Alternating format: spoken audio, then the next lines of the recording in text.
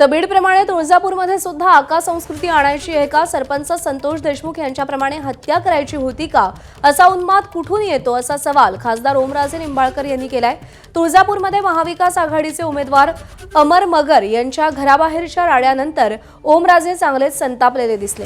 Drugs प्रकरणातल्या लोकांकडे गावठी कट्टे पिस्तूल आलं कुठून याची चौकशी करून कारवाई कराव अशी मागणी ओमराजे निंबाळकर यांनी केली आहे।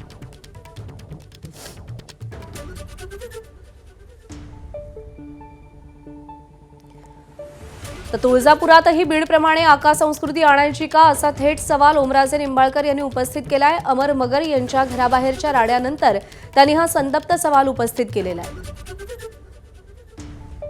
ज्या पद्धतीनं बीड जिल्ह्यामध्ये त्या ठिकाणी मसाजोगचे सरपंच संतोष देशमुख यांची त्या ठिकाणी हत्या केली, त्याच पद्धतीनं इथं तुळजापूरमध्ये करायचं होतं का?